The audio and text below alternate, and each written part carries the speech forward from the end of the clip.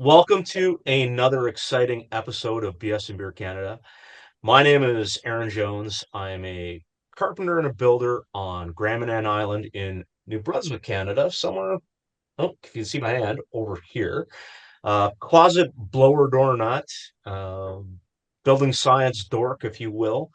And tonight, I am drinking a local beer. It is called Old Highway, and it is from the Tobic River region, uh, actually by Tobic River Trading Company. And I'm going to hand it over to Jeremiah, even though he's not the furthest. Well, actually, you're the furthest away on screen. I'm going to hand it over to Jeremiah. Good evening, everyone. I'm Jeremiah Summer. I am a builder in Southern Ontario. I am a building science enthusiast because it forces me to learn constantly, and I really like the fact that there is it feels like an endless amount of information and really great resources and people to learn from, and it helps us sort of in our practice, aim to be better all the time. We also do a lot of new construction and a lot of renovations and retrofits. So I'm quite excited to hear Peter's presentation tonight, and see what I can glean from that. I'm not drinking anything tonight because I'm sitting on a sawhorse. I'm still on the job site, and we don't usually have beer kicking around the site. So I'm going to pass this over to Justin. Good evening, everyone. I am Justin with Element Construction in Lumsden, Saskatchewan. We are a custom home and renovation company, building science enthusiast. I believe we live in one of the harshest climates from plus 30 to minus 30 and everything in between. And yeah, we strive to showcase high performance building and building science applications within that to our clients. And yeah, huge fan of retrofits and looking forward to what Peter has to say tonight. Shoot I back think with to, well, Connor's sitting in front of his computer. Let's shoot over to him. Connor, you're Can't hear muted. you. Sorry, I just finished teaching online all day. I'm still learning. I didn't share my screen twice, and I'm still learning how to do it. Welcome, everybody. My name is Connor Malloy. I'm a builder, educator, and designer in Toronto, center of the planet. I know, kind of eastern part of the country.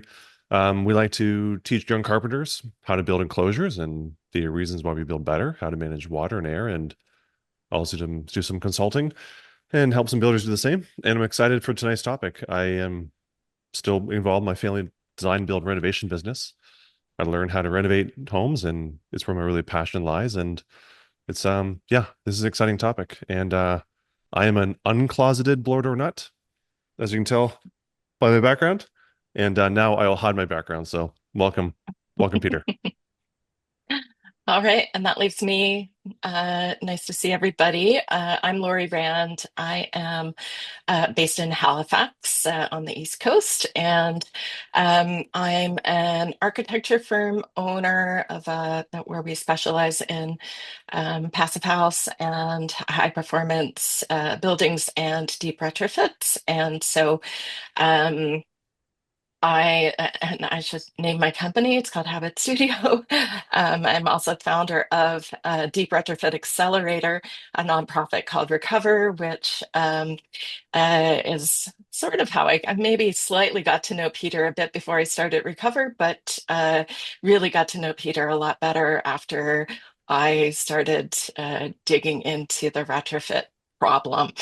And so I'm really excited to have my friend Peter Amerongen here tonight. And so I'm going to introduce him. And it's funny because Peter, your bio makes you sound like you're a million years old. It says you're a pioneer of net zero construction. You've still got lots of lots of energy in you. You definitely uh, uh, have been leading the way for a lot of us, though. So really appreciate your leadership there.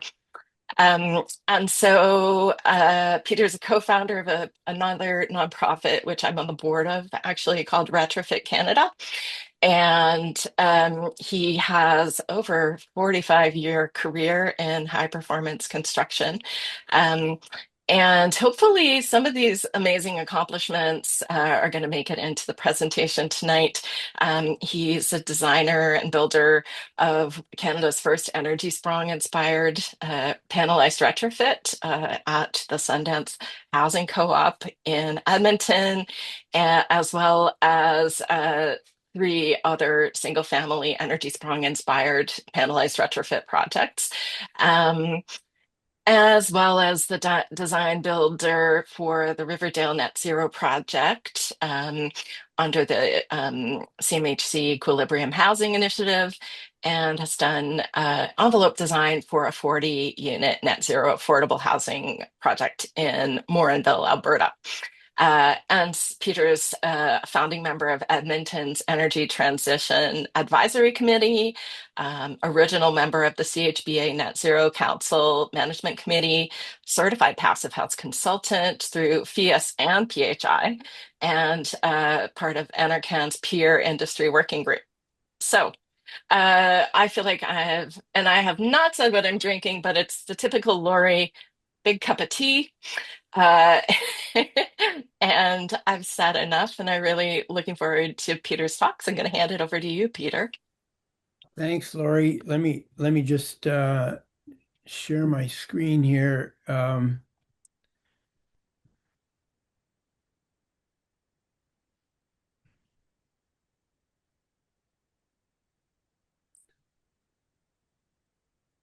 So is that working? Not yet. Not yet. Not yet. What the heck? Let's see what happened. Oh, okay. Yeah, I forgot to click share. There we go. No. You're halfway there. Yep. Got it. Okay. Perfect. There we go. So thanks, Lori. Holy mackerel. But you forgot to mention that I'm a carpenter. That's where I started. And my road to Damascus moment was coming in from building a log house and hearing Harold Orr in 1976 talk about airtightness and what's really involved in energy efficiency. And anyway, I went back to my log house and thought, which I loved doing, thought, shit, I can't do this anymore. Anyway, I want to start by thanking Enercan and EcoTrust and SSRA for the help they've given us to get Retrofit Canada going and funding some of our big projects. And then I'm assuming that most of you here are grappling with the problem of how we retrofit our existing building stock to some kind of emissions neutrality before, for 2050 or even before. And I just want to, I'm going to go through a few projects and highlight a few of the lessons that we've drawn, and then throw out a few ideas that we've been working on to try to help with some of those challenges. But really, I'm most interested in a conversation with all of you. So I will try to do that fairly quickly. So and Lori mentioned the Sundance Housing Project deep retrofit. One of the things we didn't realize at the time was the degree to which it was such a fluky alignment of the stars, and how disconcerting it is that it took that to make this happen. But we had a far-sighted, enlightened client. The co-op had been concerned about energy efficiency when it was built. They started one of the first recycling programs in Edmonton way back in the late 1970s, and they had some work that needed to be done, but they knew that they were only going to get one chance. They were about to renew their mortgage and their lease, and some of them had been around since the 1970s, and they knew how things worked, and they knew that there was just that anything that the way these buildings were left after this project was going to be how they were forever. And that's something we learned from them and has become a fundamental part of our thinking about how when you're tackling deep retrofits. And the other thing we had was the engineers at Renew Engineering, passive house, good building scientists, mechanical engineers, energy modelers, and they who had all done or mostly have done deep retrofits on their own houses, and the crew from Butterwick were passive house, net zero experienced, and understood air tightness, good grounding in building science, and so we didn't have to teach them too much. And then I'm kind of a jack of all trades who's been doing this for a long time, and plus the funding from Amerongen. So it was a major like 2.5 million on a $10 million project. So we had a lot of things without which this could without any number of them, which would have made this way more difficult or even impossible. So somehow we have to replicate something like this uh, to roll this out at scale. And the other thing about this project was the degree to which it was an amazing lab. We did it in two stages. We had the first duplex where I used to live actually uh, was done as a pilot. And then based on that, we were able to roll out sign the contract for the rest of it. And we came away with a list of about 240 things we had to do differently. And then as we went through, we went building by building so that to minimize disruption and to kind of ease the learning curve for ourselves, and also not really realizing how well it would work to take the lessons from the last building and apply it to the next, to the degree that by the time we got to the 15th building, we were going about 2.5 times faster, and unfortunately that crew is more or less disbanded. So, but we've got a lot of those lessons. Anyway, just starting out, this is what it looks like. As we were starting, I was able to go to the Netherlands and talk to some folks at Energy Sprong there. And at lunch with my guide, I showed him these photos and said, Simon, what would you do with these tight little jogs and doors jammed into corners, and we've got a couple of member built additions, cantilevers, porches, all kinds of stuff like that. And he said quite cheerfully, "Oh, for us, that would be a no-go." And we just thought, we're get her done Albertans, we can do it. And besides, we have to do them all, so we got to figure this out. So, and I think we more or less did. But the whole deal, we started with 180 gigabyte point cloud and had to extract the geometry from that and then figure out how to divide that up into panels and make shop drawings for our panel manufacturer, who made them on a pretty primitive, like just a framing table and a chop saw basically. But they came with the windows installed and the WRB on and most of the rain screen battens. And then while that was happening, we were getting the foundations ready. We started by pulling off the old porches. They needed work anyway. I mean, we were able to reuse a big chunk of what was there. The roofs anyway, the rest of it we rebuilt. But we hydrovac a trench around the building and dropped in. We actually used GPS. We couldn't get GPS for a little while during the pandemic, but mostly we used GPS, and sealed any cracks in the building as we went.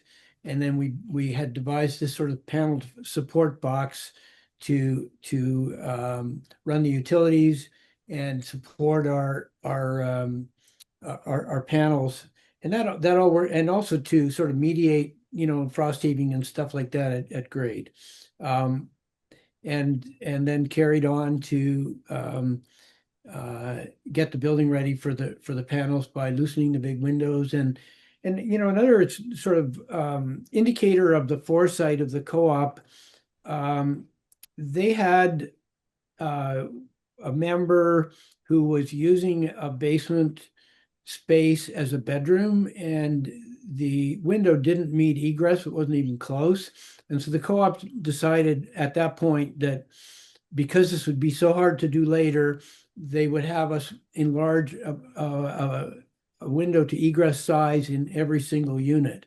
And it wasn't that hard for us to do at the time because we were mobilized. We had the wherewithal to do it fairly easily. So it was a lot cheaper than it would ever have been, and it would have been impossible later. And at every step of the way, when there were hard decisions like that, of course, it did increase cost, but they somehow found the money to do it. And then we got to play with the panelization, which was nerve-wracking for me because I did the extraction from the point cloud to the working drawings, and I was always terrified that somebody was going to throw something at me one day when one didn't fit, but they got tired of me hanging around anxiously and told me to go away, that they were all going to fit, and they did. So that was really totally fun. It worked well. It does reduce we found after a while that it wasn't worth putting the siding on, though, because the amount of work that we had to do to patch where we couldn't put it ended up that when we added it to what put the labor to put it on in the facility, we were better off to just put it on after we had it all zipped up. And a number of sort of decisions that we made along the way. We did a 2x4 panel with site installed cellulose, so we had to leave access to that. We got better and better at that with better hose situation. But our primary air barrier is also the WRB, and so we had to really be careful with that to get it tight. And durable, but it worked out. Our average air tightness is around 0.7 ACH.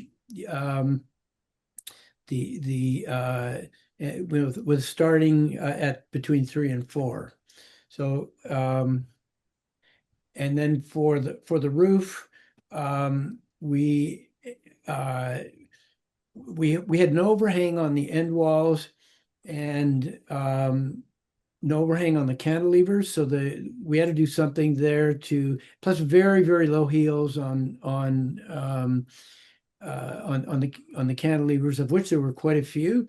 And so we decided that the best and easiest approach would be to just soft what overhang was there, wrap the whole thing in a poly vapor barrier, and tie that into our wall WRB, and then put enough insulation over top of that to keep that poly warm, and by using the scissor truss. So in the end, we ended up with an envelope which is not far off what I would prescribe for a net zero energy building, a new net zero energy building, except for the basement floor, which just would have been. I mean, there is so much junk in some of these basements after and the cost per kilowatt hour per year saved would have been exorbitant. And then we did got rid of the gas lines. We replaced the furnaces with air source heat pump indoor units, outdoor units with our custom designed frost boxes, that ice boxes we call them, that would keep the ice. That the only glaciers that are growing are the ones under heat pumps in cold climates. And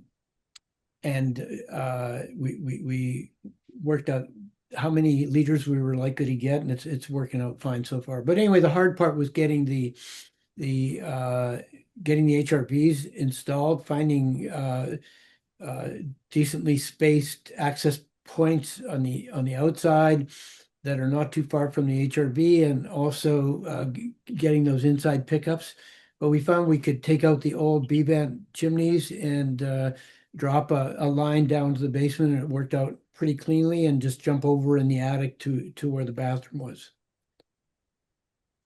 And then we had to upgrade the electrical, which we did via directional drilling mostly, and built a whole new electrical system and electrical building system, and then added enough solar to make about 75% of the total annual projected energy for the co-op. And we don't have measurements yet. We should be able to get them fairly soon, but it's so hard to do that.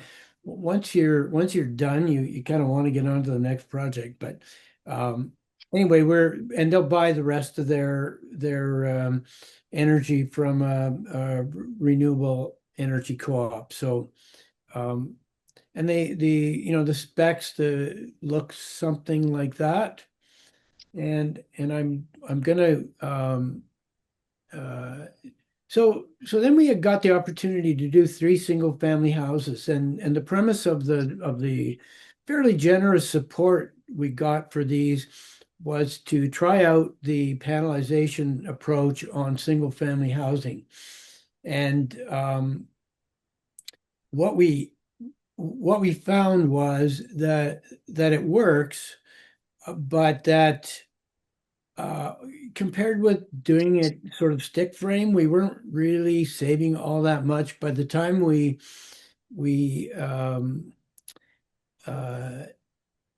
paid for the digital capture and the drawings that wouldn't be needed so much when you're stick framing, not with anywhere near the precision, when you can just build to what's there, and the transportation and the crane, that it was kind of a wash over doing it on site with stick framing. I think ultimately panelization is going to be the way we go, but we've got to solve the chicken and egg problem, where we can get enough of these to build a facility that's dedicated faster and can really get the production time down. We'll still be grappling with digital capture, but that's getting easier all the time with drones and SLAM and stuff like that. But for the time being, I think we need to keep poking away at panelization, and we're working with a group of panelizers. But I think that it makes more sense on multifamily projects for sure. And one of the things that we started to sort of open our eyes was that one size doesn't fit all. Here we have 3 houses and 3 different roof systems because of what we found on those projects. In one case, there was almost no space for insulation in the existing structure, and they also wanted to kind of change the look of the house, which by adding a porch, but we couldn't add any weight with a roof panel because we were worried about the already sort of dicey structure. So we ended up devising a sort of a site-built truss that used the existing floor platform as the bottom chord, and building up over top and adding insulation up there. The other one was a scissor truss like the Sundance project.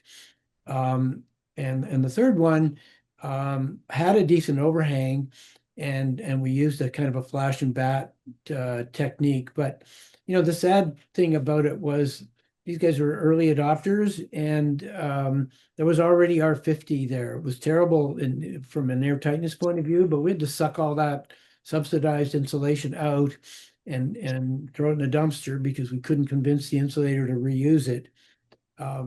We also learned that this flash and bat thing is not a straightforward proposition.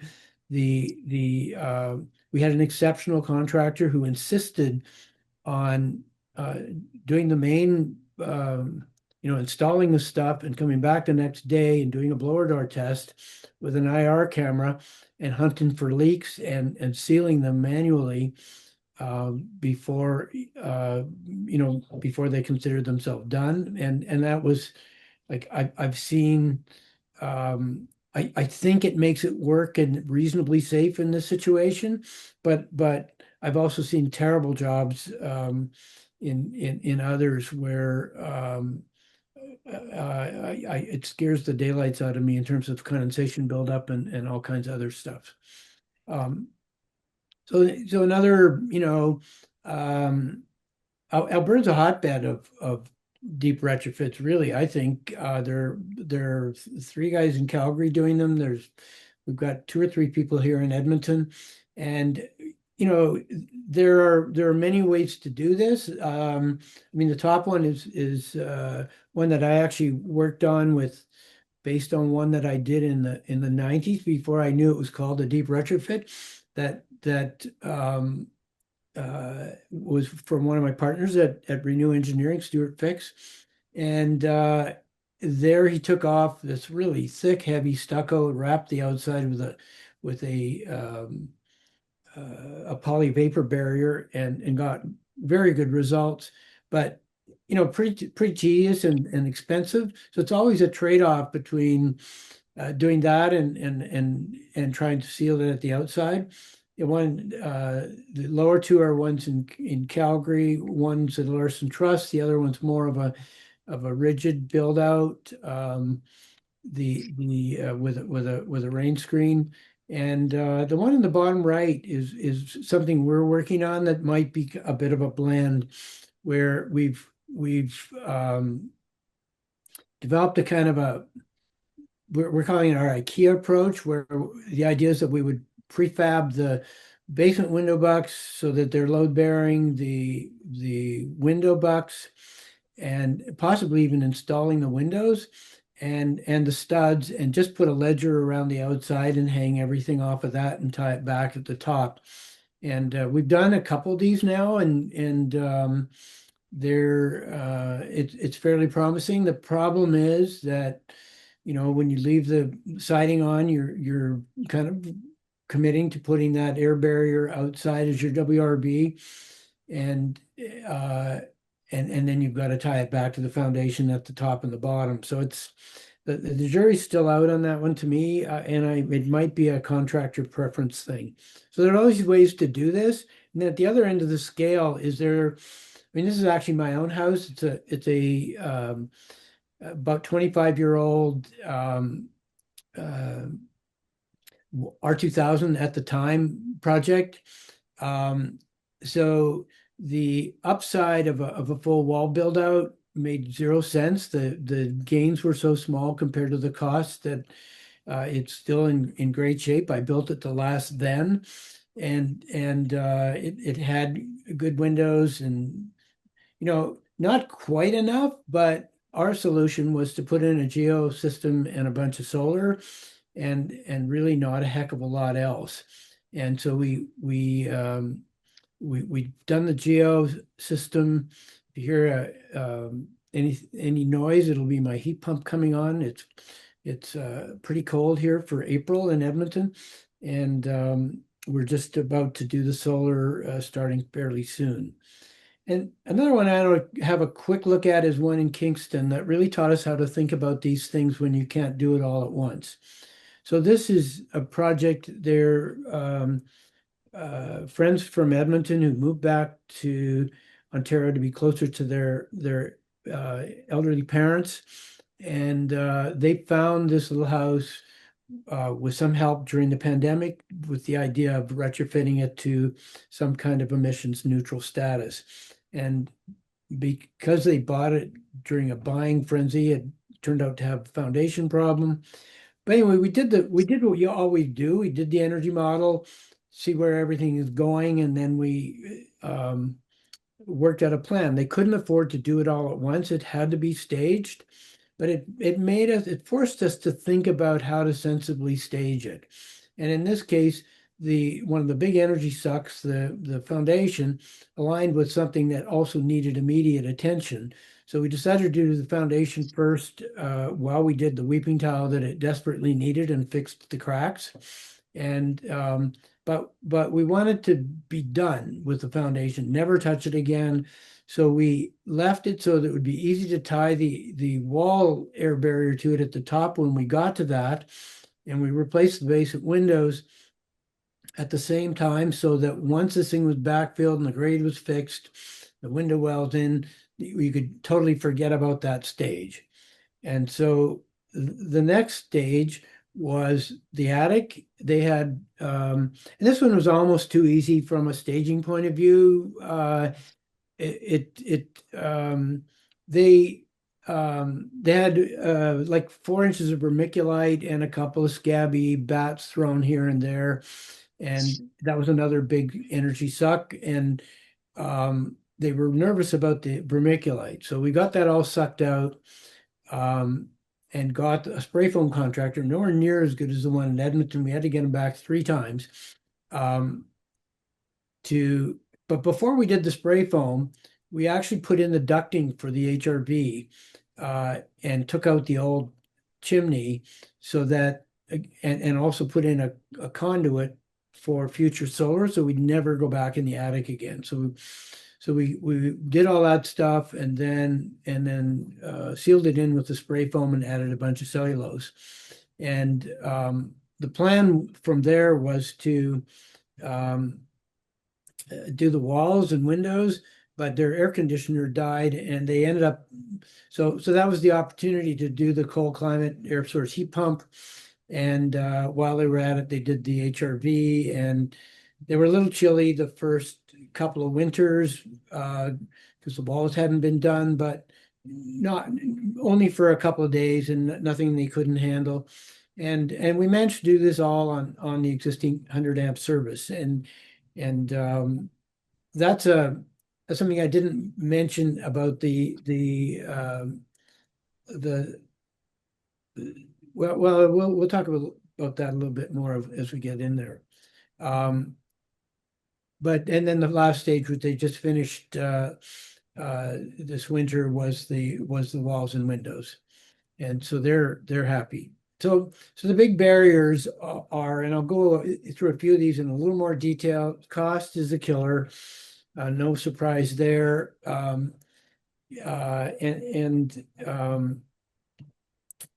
it's even with the total cost of ownership being in there, you're looking at very long payback periods and longer than most people can think about, and many benefits. Like the folks at Sundance are thrilled.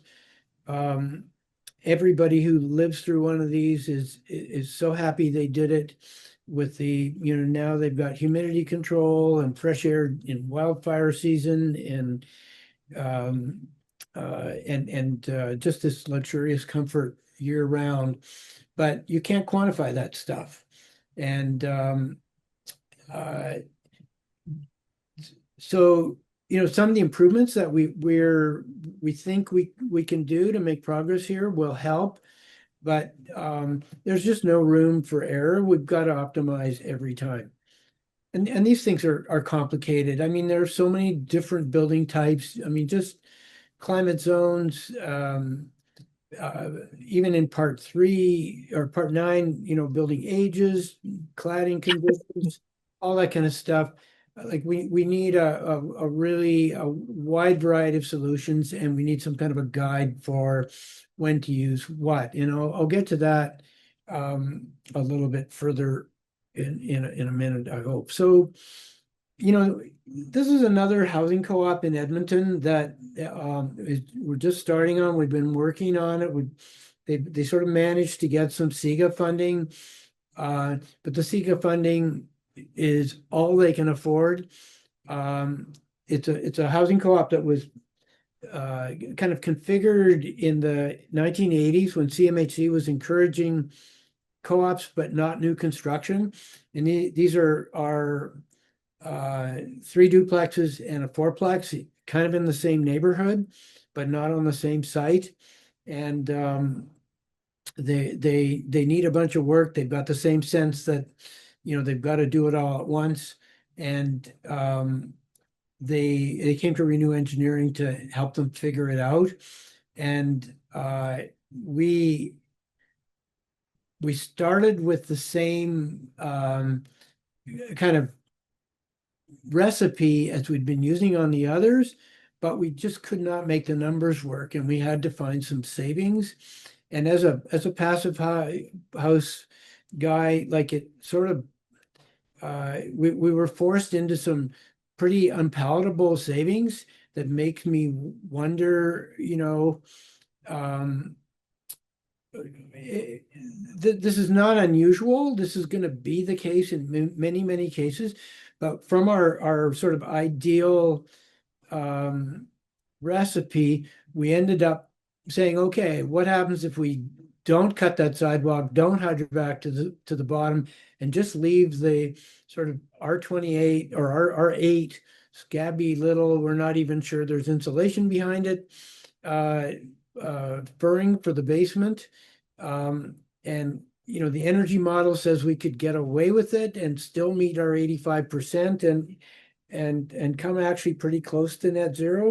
And the same thing, we wanted to go R22 with a rigid Roxel up above, but we just couldn't make the numbers work. And the contractor, who actually turned out to be the site super from Sundance, gone on his own and doing great. This aggressive cost cutting, it got that down to R14. It still worked. We could still do it with a 3-ton heat pump, and we just kind of had to suck it up. And so it sort of begs the question. I mean, now our spec looks something like that. We're still able to do it on 100 amp service. Do we have to, as passive house folks, kind of suck it up and dial it back? Is it better to do more houses with less? I mean, the expensive part's the siding and the mobilization and all that kind of stuff. These are small numbers, the difference, but at the end of the day, they're going to force some decisions.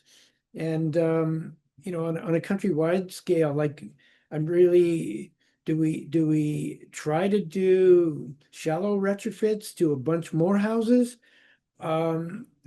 Or do we reconcile to that and just, hope for the best that we're going to somehow get serious about this and mobilize for real emissions neutrality? I don't know. And so, on top of all these other problems, we've got, electrifying without blowing up the grid. That's a major driver. We don't have, we really don't have the people to do this. You guys are a rare breed. We need to somehow make it easy for the people who are going to do this, who don't even know they're going to do it. And all of the other stuff, plus upfront carbon. So, I mean, we've arrived at kind of a mantra of, the way to go about it is to dial in the best 2040 version of the building, whatever compromises you got to make for how it is, and work in whatever the building needs anyway. Make a plan to accomplish that.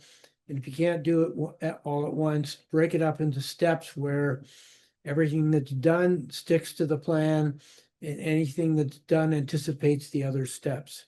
So, yeah, I mean, I think it's complicated, and we need to make the planning a lot easier. The IDP is a killer, and people won't spend the money if they're not sure they can do it, and they can't be sure they can do it until they've got a plan. So, we've kind of come up with a few simple shortcuts, like, don't spend a bunch of time optimizing the envelope. Just go straight to the name a study for your area. That's going to be close enough, and go for the best windows you can afford. Get it as tight as you can. Get the best heat pump you can get and the best HRV. Those are some things that will save you some time, but the the thing that we're working on at Retrofit Canada, our big project is this case study library, where our goal is to collect. We're committed to getting somewhere around 130 case studies by the end of next March, and with the idea being that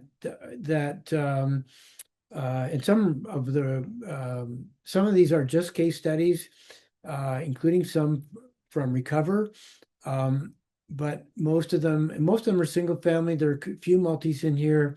And the way we think it will work is that from a homeowner perspective, if you're interested in doing a deep retrofit, you can filter all this stuff, and you might find, say you're in Saskatoon, you want to do a deep retrofit. You can find a project in Edmonton, same climate zone, house that's kind of the same scale, and be able to see what was done, before and after specs, including drawings and assemblies and details, downloadable. In many cases, the cost of the work, before and after total cost of ownership, and we're trying to get stories with some of them too. But and the cool before and after photos, and so it becomes a tool that gives you a leg up in the planning process, and also something you can show your contractor when he tries to talk you out of doing what you desperately want done. But we're also realizing that there are limitations to this, like nobody reads anymore, nobody has time to do the digging and so we are at work on a solutions guide that will mine the case study library to find the sort of curate the best solutions, and then tie those solutions to the conditions that made them the right choice for any particular job. So we're hard at work on trying to find the funding to build this, because it'll be huge. The more we work on it, the more conditions and solutions that we see. But we also see a role for this as not only as a teaching aid for people doing training, but also for energy advisors in advising their clients, and for contractors to find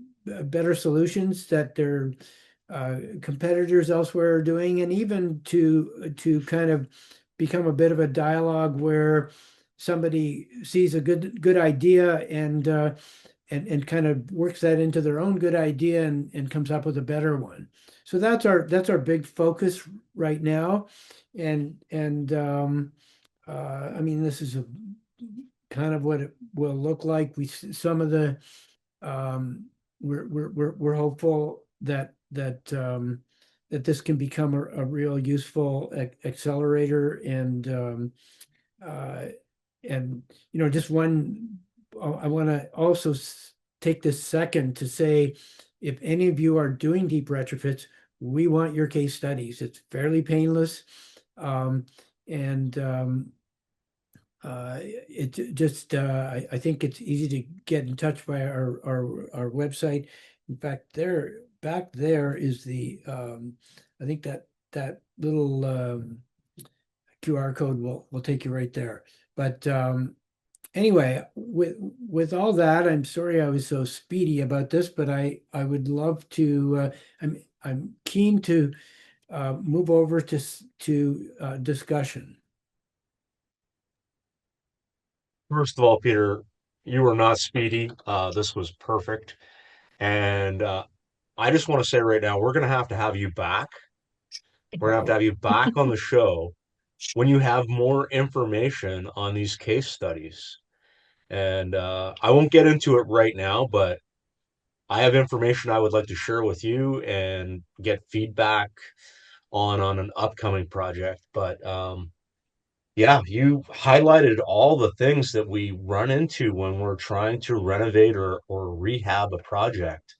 And I've been fortunate that I've had clientele that have had the budget, and you can kind of go whole hog, and you can get that R28, R32 wall assembly and make the attic perfect. And then, I'm also involved in a program called vacant to vibrant, which is taking vacant structures and turning them into multifamily. And I wonder, like, yes, we're doing something good, but are we creating a 25-year problem because the budgets are so tight that we're not going far enough? And that, I think that's my biggest concern anytime I see a renovation or a retrofit is, are we just postponing the inevitable, or are we making something significant that, people are going to love and look after and is going to be useful for the next, 50, 75, 100 years? And I don't know what your thoughts are on that, and I don't know what the rest I of our mean, audience thoughts I are on it, but weigh in, people, weigh in. totally. And uh, you know, in the one hand, I'm driven towards the permanent solution. I've mostly been fortunate, like you, to work on projects where somehow we've been able to manage to get enough to do it right, to do the whole thing eventually. I mean, even but it also breaks my heart to see, like, on those three single families that we did as kind of one project, all three of them, we undid stuff that had been subsidized. In one case, they'd put solar on, and they had the foresight when they did the solar to replace shingles that were going to wear out in about 5 years so that that wouldn't be a problem. And we took that whole damn thing off. Well, actually, we didn't. We went over top of the shingles, but we took the solar panels off and put them back on. And it was a very difficult conversation with the owners. Like, do you have to? And um, the same with I mean, one of them had, and these are done with, taxpayer dollar subsidies, and but the homeowners are paying for a big chunk of it, most of it. And it's really a hard conversation. We've had the same, we run into it all the time, these half-assed, and the EnerGuide rating system is a recipe for that. The label breaks the upgrades apart, and does not, and it's something, if you ever talk to anybody from Enercan who might have some influence, like, they're tired of hearing from me, and we need to, keep working on it. I know they're revamping the system right now. I've got my fingers crossed, but it really needs to have the same kind of thinking, like, accept that we're going to zero and figure it out. And in some cases, maybe, uh, yeah. And I think part of it, but the building science is number one. You've got to make sure that you're not wrecking it first. And how do you know for sure that, when you get, a bunch of opportunists who are seeing this gazillion-dollar opportunity to do deep retrofits, that they're really not creating problems in there. Like, there's a whole testing and inspection thing that we gotta figure out. Anyway, I just wanted to say that was an excellent presentation, Peter. And as a builder and renovator, and one of the things I find the most challenging is having a pretty good understanding of what it takes to, um, go through a deep energy retrofit process, but and being a perfectionist, but also trying to realize that maybe there's a time when we probably have to not let perfection be the enemy of good when it comes to extreme amounts of insulation, which is a lot of the driver on some of these retrofits from a energy reduction standpoint. And I wonder if sometimes the focus needs to be maybe a little bit more steered towards the durability side of buildings. And when we have these buildings opened and being worked on, where we're focusing on water management and air tightness, and then adding whatever insulation the budget can realistically handle at that point, so that the building is going to be there for a really long time. We see a lot in our area where when we renovate, we see attics that have been topped up over the years because there's been a subsidy to do it, but nobody bothered to air seal the ceiling or anything like that prior. So when we get in there, we're just sucking the insulation back out and doing that step again, where if it had been, air sealed and maybe not as much insulation, if I couldn't afford it, I think it probably would have been better than what was done in terms of an overall durability perspective. And are you able to, when you suck it out, are you able to reuse it? Well, not really, because usually there's like chunks of shingles in there from some time when somebody re-roofed it and dropped pieces down, or there's, broken stuff. Like it's usually pretty junky. I wouldn't say that because it's usually topped up over top of some other bats and some other layer. Like I wouldn't say They're reusing is very multi-layer, yeah. feasible. In our area, it's shavings, but there's Yeah, also the it's other, yeah. yeah, there might be rodent debris, and it's not usually that feasible.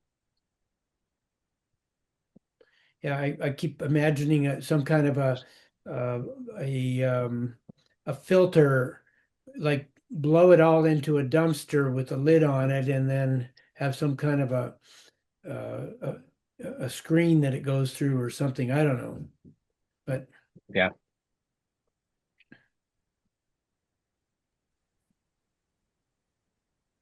I just want to jump in there. We've done a project where we took one of our dump trailers. It's a 16 feet long, 6 feet tall, 8 feet or 6 feet wide hydraulic dump trailer. Used the tarp on the trailer and then rented a blower from Home Depot, flipped it in reverse to suck the attic out. And then we did blow back into it was a cottage property where plan was okay to reuse it. I'd be curious in your projects where some of your projects had polyethylene on top of the shingles and then to create air control and then laminated on top with those scissor trusses. Sometimes we find like mouse poop and other kind of basically pollutants in those recycled materials. I'm now conscious of pumping it back in that attic. It's now inside the air control layer, whether we want that back in the building, and maybe why it's better just to pump in new cellulose instead and call it a day. well, in this case, it would be it would be on top of some kind of a pretty good air barrier. Oh, on Um, top of the 2 pound. Yeah. yeah, or I mean, we've also and I like it's a very small subset, but if you had even a 4 mil vapor barrier, and that was that happened for a while. We started off with 2 mil in the 70s, and then I'm not sure there was a period when it was four, and then sometime in the 80s we went to six.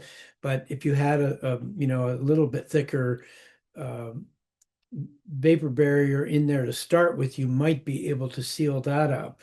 I mean, we really need some kind of a spray and vapor barrier that isn't spray foam, that's just like a, and I think there are such things. I don't know, uh like a sort of a rubberish coating that would just seal the whole thing in and go over the trusses and the wood, the joints in the framing and all that kind of stuff. And then do it. But I think I like the mouse poop doesn't scare me too much. It's outside the building envelope. It better be. And um it's gonna dry out. It's never gonna get wet again. I'm not too, it's not ideal, but I I wouldn't, it wouldn't keep me awake. Yeah. Yeah. Like my colleagues here, I think the work you're doing, the work Retrofit Canada does is pretty incredible.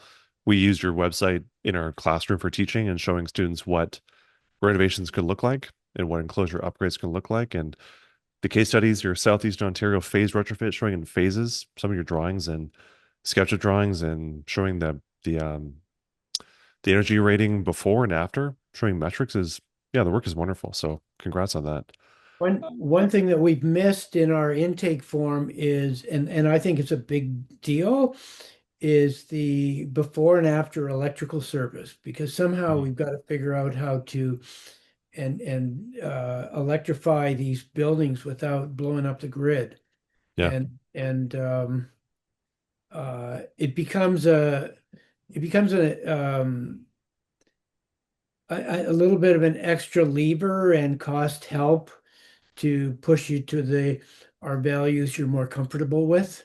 Mhm. Uh, in that we're finding, like, of the three houses, one of them we upgraded to 200 amp service without too much thinking about it. And then one of the others had been upgraded to 200, but on the third one, we had no choice. It was underground service, it was 100 amp, it was going to be a big, big deal. So it really drove us to find ways to make it work. And now we're finding, like at my own house, well, that was part of the geo decision actually, was not upgrading the service. But we're finding that there is some room in the electrical code with load sharing and stuff like that to keep that down to 100 and really save yourself the cost and all of us the cost of upgrading the whole damn grid, because the reality is that the utility can upgrade so many houses on the block to 200, and after that they don't have the wires further on. Somehow we gotta, whether we've got the capacity in the grid or not, plus we need it all for EVs and all that other stuff. So it's critical, and it's another big driver. Well, I know Ben Station has his hand up, and I'm sure he's got an amazing question for you, Peter. But when you were talking about spraying something in the attic besides foam, I know there's a company out there called Intelligent Membranes, and they're still working on their CCMC rating, I believe, but it might be an alternative for you when you're looking at this to, when the insulation's all out of the attic, just to spray a monolithic membrane, a fluid applied membrane that would work for getting that vapor control and air tightness. Yeah, yeah. Now that I await their uh, availability. That sounds great. Yeah. I mean, it's just imagining some poor guy crawling around trying to stay low enough that the shingle nails don't poke him in the head, to do a good job with that thing out in the corners of a hip roof. But maybe with an extension on the wand we can do it. I don't know. I'm laughing because I know what you're talking about. Ben, if you're handy and you've got a question for Peter, he'd love to hear it and answer it. Yeah, great. Thanks for the presentation, Peter. Really good. I got two minor things. One thing, I used to build in Edmonton, and I have a great insulation contractor there who will suck out the attic into a giant insulation filter bag. And it's about 10-foot diameter. You can just roll it onto a couple of pallets and tarp it in, and then he will blow it back in at the end, obviously, if it's clean and able to be I'm utilized in that waiting way. with my pencil here. Yeah, I've texted my former partner who still builds in Edmonton, and I'll get you his information because yeah, he was a really nice guy, really accommodating, and we saved like doing retrofits on places where you have to move some walls, but they've got clean insulation in the attic. It's you don't want that falling down on you or anything, right? So we used to use them all the time to do that. Yeah. Um, my main question was just around when this was done, the first project in the presentation, the multifamily there. And so what year that was done in, because I did notice that it's the old MyVest that was put on there. And was this in Edmonton, and how long was the total timeline of each building? As I know you did multiple buildings in different stages, but how long did it take each building? So it took about 4 years altogether. And we started in 2019 and on the pilot, and then we had kind of an evaluation period, and a bunch of decisions were made at that time. Initially, we just did the envelope. Co-op is very democratic, and they we more or less finished that, and then got some we had a better idea of the costing we could live with to carry on and do the whole thing. And we had to they just they we did a bunch of workshops with them where they decided indeed they wanted to electrify. so we then had to do that, and we got back to it about a year later, basically to do the other 14 buildings. And it took too long. We had a relatively small crew. We went through the entire COVID period. That slowed us down a bit, made it hard to get stuff, and but we could have done, like, I think, um and we also did those three houses. Like, we had a problem with labor, and we couldn't crew up as much as I think would have been efficient. Anyway, it was really over 4 years that it took, and we did change. We started off with actually a we had two colors of my vest, and I think the photo was the old one. We ended up using the new one too. Okay, great. Thank you. And I'm just dropping it was Aaron with Atlas Insulation. I just dropped his info in the Okay, chat there. So give him that's a great. call. I will. That's really good to know. Thanks so much. Okay. I think Matthew has a question as well. I do. Hi. Thank you, Peter. It's kind of a trivial thing, but one of your details that flashed up, there was a note to test the weeping tile. And is that a weeping tile that was draining to daylights, or you're just flowing water through it to see if it came No, out it the was other end? no, it was draining to a storm sewer, Okay. and I learned how to test weeping tile. Um, I didn't know I was learning it at the time when I accused a weeping tile contractor of having done a crappy job, and because we were seeing water on the basement floor of a almost completed new house, and he came by. He says, "Not my weeping tile," and I'll show you. And he had a piece of copper pipe with a valve on it that took a hose, and the bottom of the copper pipe was kind of furled into a bit of a nozzle, not a just slit and bent around into a bit of a jet. So he turned on the hose and he pushed this thing down like almost like a hydrovac. It liquefied the water or the soil. Soil, It yeah. pushed right down to the weeping tile. So we did that systematically around the co-op, and then we would go to listen to the water coming out at the storm drain. Okay. All And it right. satisfied us. We were pretty methodical about it, that the weeping tile was working. That's very cool. Sorry, I thought I had a second question, but now it escapes me. And Anyhow, I've used it many times since. I love it. It's in my attic in my garage. I got one. terrific. Thanks.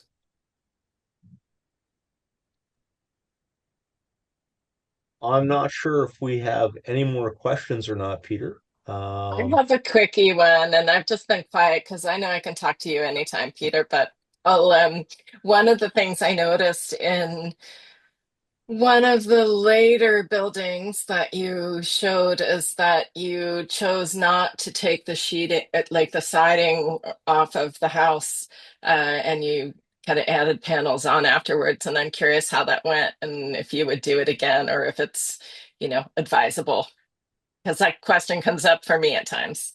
I know, and it comes up all the, I still don't know the answer. I know it's way cheaper, and it doesn't landfill stuff, and the other big savings is around here, a lot of stucco has asbestos in it, Yeah. and so it really reduces abatement.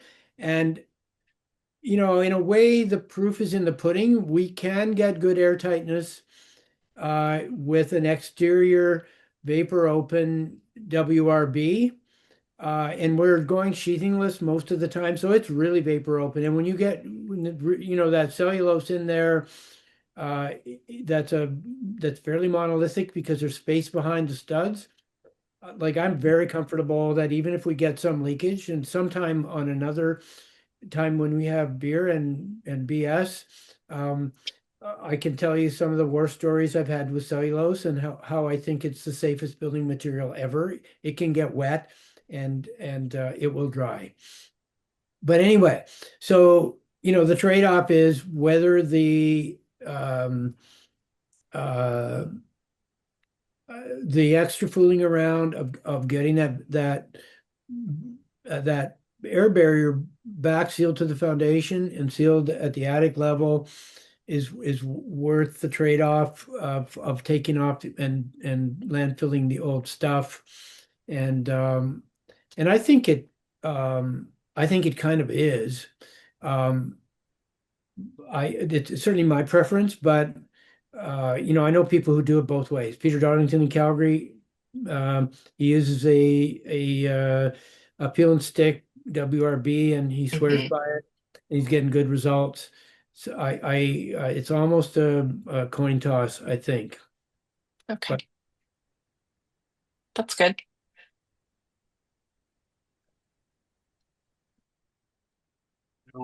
Ben has one more question, one he forgot to ask.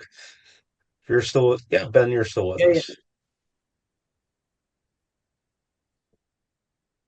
Hmm, maybe Ben's not. Anyways, Peter, Ben was wondering if you had kind of a range of post retrofit ACH 50 on your buildings. Um, yeah.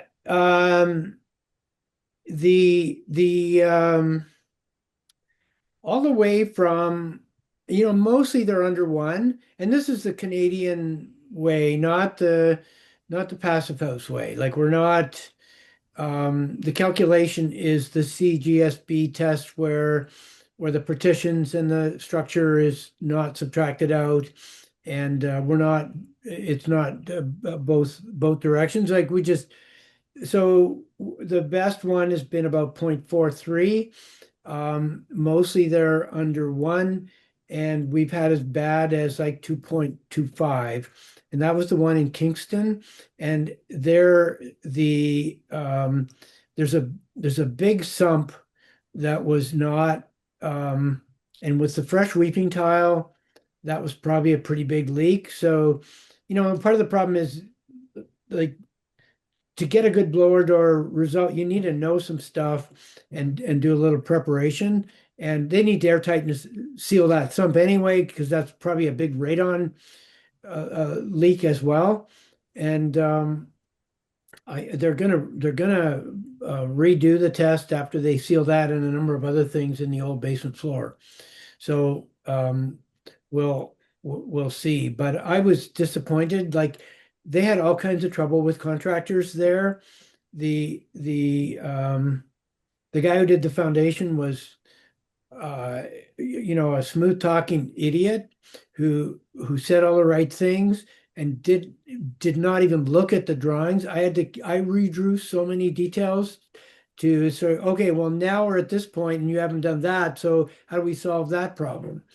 And so I'm not confident in his work. He didn't get hired for any of the other work. And then again, I have my misgivings about the spray foam in the attic. That worries me a little bit. And also, like the folks who did the walls were passive house folks. I'm pretty sure that's all done well. But they're only as good as what. Anyway, I'm hoping for better when they seal that big hole in the basement. It's big. It's a big open sump. I'm crossing my fingers that will get it down somewhere safer. And also, I want to see the flow exponent on that test to see what kind of holes we got. But yeah, it really underlines the need for competent, better contractors and resources to train them. Can be a huge issue. You can't know what you don't know, but sometimes we do run into, so to speak, the old boys club. And I've been doing it this way for 35, 45 years, and it's always worked. Well, you think it's always worked. Yeah, It yeah, hasn't totally, always totally. worked. Yeah, yeah, yeah, yeah. No, um, I sure. do know we're into overtime, Peter, and I don't know if we have any other questions, but if we I do, think Justin we had one. Oh, well, Justin should hop right in. Thanks, guys. I look at retrofits as like a bit of a question. I'm a huge fan of them, but I think there's a lot of unknowns. And some of the retrofits that I look at is like the bath fitter solution, right? So you The have way an old crappy bathroom, and then you just go put this shiny covering on top, but you're hiding all of this stuff that you may not actually know or want to know that's back there. And so I'm just wondering on some of the retrofits, I think the panelization and maybe leaving some of the stuff is a fantastic idea from a cost savings perspective. But I'm just wondering what kind of investigation work do you guys do on some of those retrofits to understand what it is that you may be covering up trying to do this as a retrofit? And I'm looking at this as a large scale, right? Because we've done some building envelope remediations on homes that were less than 10 years old. And until you peeled the stucco off or the cladding, you would have never known the mold that hid behind the surfaces. And, frankly, you could cover that up, but that's not ever going away from that building. So I'm just wondering if you guys have any kind of practices to investigate a bit and understand maybe what's hiding behind some of that cladding before you guys go forward with your plan. I mean, I think that's a really good question, and it's one that uh,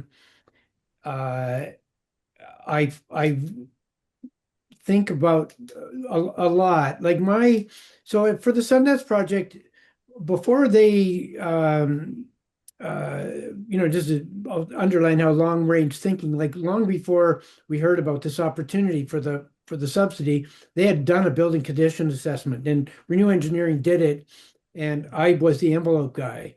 So and I went around the building, and I thought, okay, like there were some windows that had been installed after the fact, like as retrofits or as renovations. There were a couple of spaces where like I looked for places where it would be likely to leak. I didn't take the whole thing off. I looked at the condition on the exterior with cedar and stucco to see the risky spots, and I did some investigation of those. And so that's one thing. I think you can, like, on your project that you're talking about where you found all that awful stuff, were there any signs that there was some problem? Yeah, you know what? In some circumstances there was, and in others there weren't. And it was actually quite surprising that, like, say on one aspect of the home, it said, okay, hey, yeah, we may have experienced some water infiltration in some areas, so we better go around and start checking some other stuff. But it actually wasn't as evident as one would think. And especially once we peeled some of that cladding off and what we found, it's actually shocking that there wasn't more signs. And so, like, just seeing that, it just makes me think, okay, well, how much of an investigation do we have to do before it's like, okay, hey, the whole thing's getting peeled back to the sheeting or the shiplap or what have you to actually understand what the damage to be able to repair some of that stuff. And we've even worked on some homes from the interior where it kind of started, you opened a can of worms and all of a sudden, like, we had walls where there wasn't even headers over windows that we had to kind of restructure and do some stuff. And so, like, for me, the idea of going and doing these retrofits is great. And I think it needs to be done. It's just how can we identify the potential projects that I guess are worth investing that kind of money without going too deep into that investigation. It's just something that I'm trying to wrap my head around. Yeah, so and I'm running into this. We're working. I'm helping a little bit with a project up in Whitehorse for Quinlan Dunn First Nation, and they want to strip off all the old siding to be sure. Another one in Winnipeg where they're suggesting pulling off all the old cladding. And my uh, thought is, like, what so where's that water likely to be coming from? Is it moisture from the inside? um and can it, if we stop the source of it by making it airtight on the outside, will it dry out? And is there any consequence uh, of to having some dried up old mold in there? Like, is it rotten enough that it's going to fall down, or that's a different story. But um, if it's coming from the outside because of a crappy WRB, we're going to fix that. We're going to stop it. And again, we're going to make the whole thing be able to dry out. So I'm a little bit more um, inclined to saw that off on the side of leaving it and just making sure it never happens again. And the same thing, going on, like working up in Frog Lake First Nation right now. I'm trying to help them develop some retrofit solutions. And like, I want to have a real close look and think about it long and hard. I mean, some, like the building science consultants in Winnipeg, just again also want to rip it all off and be absolutely sure it's kind of their job. And I'm trying to look at is there um, supposing it's there and we just make sure it doesn't get worse, can we live with that? I don't know. Right. And at the same time, the same kind of rationale is like, this is the one time we're ever going to be here, we should get rid of it. Yeah. So there's no I think answer. that's like the key though to like de-risking this whole thing is like, I mean, first of all, like your concern is perfectly valid, Justin. Like, Oh, absolutely. and uh I mean, all of us learned about this stuff by seeing terrible things. Um, and you know, not everybody has the kind of depth of building science expertise to even know why a wall is wet, right? Or like do that diagnosis. And so I think like I think about that quite a bit, like the way that we have to de-risk this so that we can retrofit at scale is to, you know, figure out some ways that um, that those kind of limits of what's acceptable and what you know is can safely be recovered from um, become part of what we're training people on when we're thinking about like the next wave of builders and tradespeople. Yeah, Do know yeah. one thing for sure. I think we firmly entrenched the saying "it depends" with building science here tonight. That's the answer to everything. Yeah. And Justin, I am stealing your bath fitter analogy. I was literally in stitches here when you were talking about that. I'm stealing that. Sorry, I had to get that off my chest. I was Yeah, dying. yeah. We'll get some Sorry, I'm t-shirts. laughing at The the bath joke, fitter approach of Justin. retrofits. Justin in the chat, it says we've lost our potential bath fitter sponsorship. Sorry. Oh, so Well, close. there must be some good ones out there who'd appreciate that. I'm sure there is. I'm really sure there is. Thanks again, Peter. That was a very Okay, good well, presentation. I'm really thrilled to meet all you guys and glad to know you're out there and I'm gonna get on the list. I'm sign me up. So Peter, I You're just want you to welcome know it's been a anytime. long time since we kept Lori up this late. It's true. Yeah, I'm usually a wilting flower at this point in the night, Peter, for sure. I, okay, yeah, no, I understand. If this was mountain time, I'd be long gone. Yeah, Yeah. Um, really appreciate having you here tonight, Peter. Next time I'm in Edmonton, I hope I can buy you a coffee totally. or something stronger if you Or a prefer. beer, yeah, totally. Yeah, well, yeah, no, and I'll give you a tour. That's yeah. No, I Hi, Mark. absolutely I will get your email from Lori and perhaps we can hop on a call. Sure. next Yeah, week I'd love or to. Yeah, whatever, and that'd be I can great. tell you a little bit more about building Okay. science and beer.